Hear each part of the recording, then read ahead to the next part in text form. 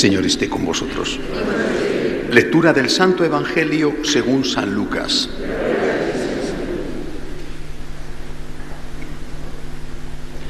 Dos discípulos de Jesús iban andando aquel mismo día, el primero de la semana, a una aldea llamada Emaús, distante unas 2 leguas de Jerusalén. Iban comentando todo lo que había sucedido. Mientras conversaban y discutían, Jesús en persona se acercó y se puso a caminar con ellos, pero sus ojos no eran capaces de reconocerlo. Él les dijo: ¿qué conversación es esta que traéis por el camino? Ellos se detuvieron preocupados, y uno de ellos, que se llamaba Cleofás, le replicó: ¿eres tú el único forastero en Jerusalén que no sabes lo que ha pasado allí estos días? Él les preguntó: ¿qué? Ellos le contestaron: lo de Jesús el Nazareno, que fue un profeta poderoso en obras y palabras ante Dios y ante todo el pueblo. Cómo lo entregaron los sumos sacerdotes y nuestros jefes para que lo condenaran a muerte, y lo crucificaron. Nosotros esperábamos que él fuera el futuro libertador de Israel. Y ya ves, hace 2 días que sucedió esto. Es verdad que algunas mujeres de nuestro grupo nos han sobresaltado, pues fueron muy de mañana al sepulcro, no encontraron su cuerpo e incluso vinieron diciendo que habían visto una aparición de ángeles que les habían dicho que estaba vivo. Algunos de los nuestros fueron también al sepulcro y lo encontraron como habían dicho las mujeres, pero a él no lo vieron. Entonces Jesús les dijo: qué necios y torpes sois para entender lo que anunciaron los profetas. ¿No era necesario que el Mesías padeciera esto para entrar en su gloria? Y comenzando por Moisés y siguiendo por los profetas, les explicó lo que se refería a él en toda la Escritura. Ya cerca de la aldea donde iban, él hizo ademán de seguir adelante, pero ellos le apremiaron diciendo: quédate con nosotros, porque atardece y el día va de caída. Y entró para quedarse con ellos. Sentado a la mesa con ellos, tomó el pan, pronunció la bendición, lo partió y se lo dio. A ellos se les abrieron los ojos y lo reconocieron, pero él desapareció. Ellos comentaron: ¿no ardía nuestro corazón mientras nos hablaba por el camino y nos explicaba las Escrituras? Y levantándose al momento se volvieron a Jerusalén, donde encontraron reunidos a los 11 con sus compañeros, que estaban diciendo: era verdad, ha resucitado el Señor y se ha aparecido a Simón. Y ellos contaron lo que les había pasado por el camino y cómo lo habían reconocido al partir el pan. Palabra del Señor. Queridos amigos, es una alegría volver a estar en casa, sobre todo porque al fin y al cabo, sin desmerecer nada, ¿verdad? Pero como en la propia casa en ningún sitio. Y se cumple, os lo puedo asegurar, eso de que de Madrid al cielo. Y no porque sea de Madrid, sino que de verdad esto es como una droga que una vez que se prueba, estés donde estés, ya no estás igual. Así que estoy feliz de poder estar aquí después de todos estos meses por América, en un entremés, porque me queda poco tiempo para volver a partir para América. Es lo que tiene esto de andar fundando, que es una cosa bastante incómoda, sinceramente, pero se hace por el Señor. Así que estoy en casa y de nuevo muy a gusto con vosotros y os agradezco todo el apoyo de las oraciones que he experimentado en este tiempo. He dejado allí en Chile al padre Benjamín y al padre William, con la fundación de las 2 parroquias, y en México al padre Felipe con Fray Jacobo, con la parroquia que tenemos allí. Bien, yendo al Evangelio que acabo de leer, es el famoso pasaje donde se nos cuenta la aparición del Señor a los discípulos, no apóstoles, en el camino de Emaús. Creo que tiene algunas enseñanzas especialmente útiles para nosotros en esta época. La primera, la presencia del Señor en medio nuestro.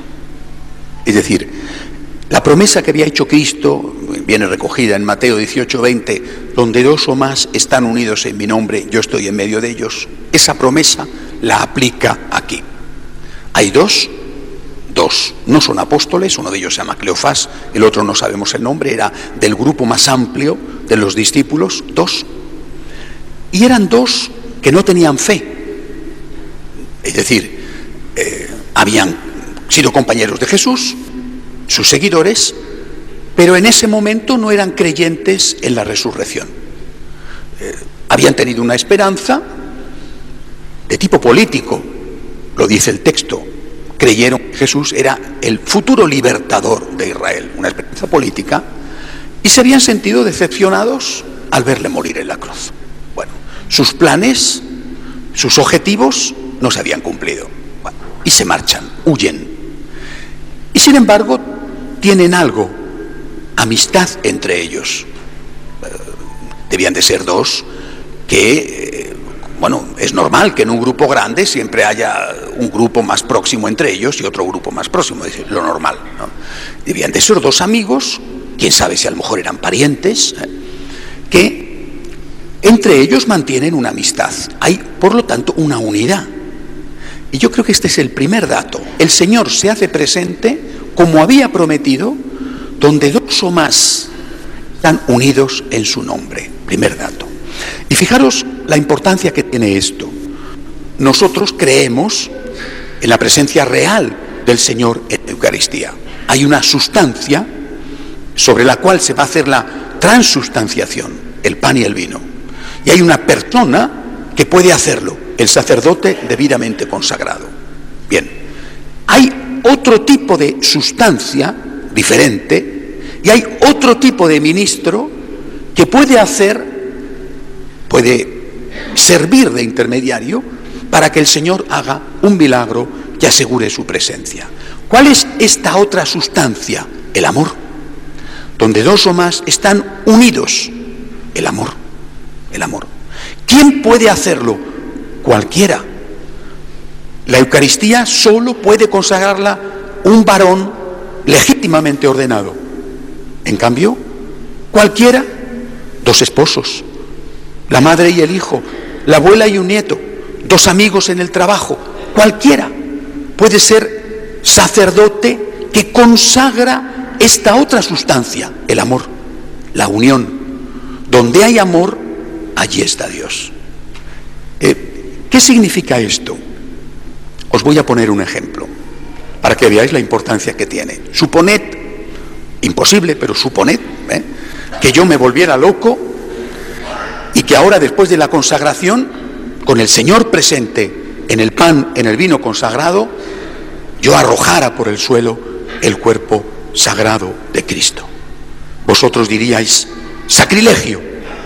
Os echaríais la mano a la cabeza, sacrilegio, y tendríais razón. Pero sin embargo no nos damos cuenta de que eso lo hacemos muy frecuentemente, por ejemplo en el hogar. Si vosotros, o yo en mi comunidad, si nosotros, en vez de mantener la unión, hacemos que esa unión se rompa, estamos cogiendo a Jesús y arrojándolo fuera, como si yo cogiera la Sagrada Eucaristía y la tirara a la calle para que la pisara la gente.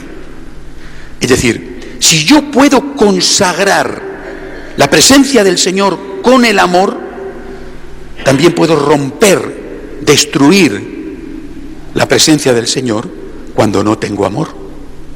Cuando yo amo, el Señor está. Y cuando yo no amo, expulso al Señor, por ejemplo, de mi casa o de mi comunidad. Este es mi poder, y esta también es la capacidad que tengo de hacer el mal. Cuando en la casa el Señor está, cuando hay amor, ¿qué decimos? Aquí se está muy bien, esto es el cielo.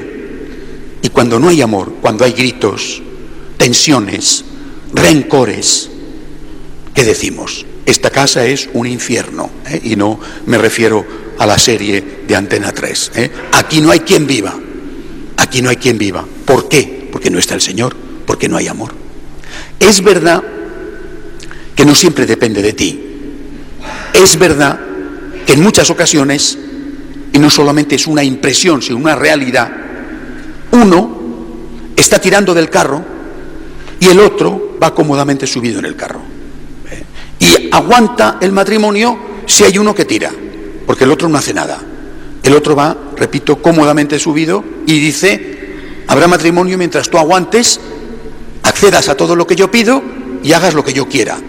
Y es verdad que llega el momento en que ese o esa que tira del carro se desfonda y dice, no puedo más, hasta aquí hemos llegado. Es verdad.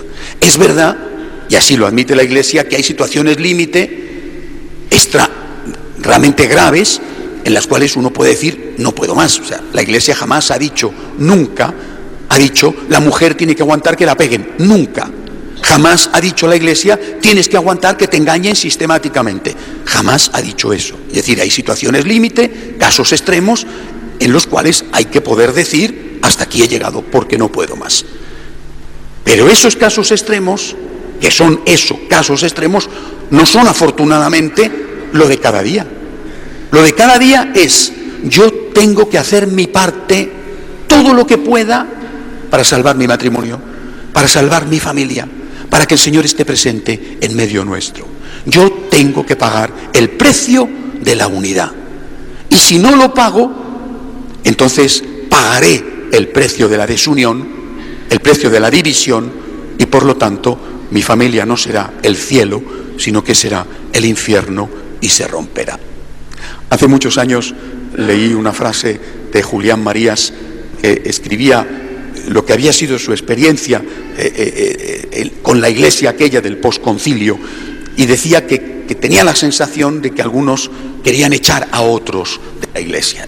Y él decía, que se vayan ellos porque yo no me voy. Bueno, pero también se daba cuenta, escribía Julián Marías en una memorable tercera de ABC, decía que no bastaba con eso, sino que también él tenía que poner su parte.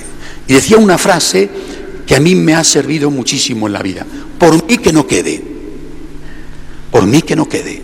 Yo os invito a que esta frase la apliquéis en vuestra vida familiar. Por mí que no quede.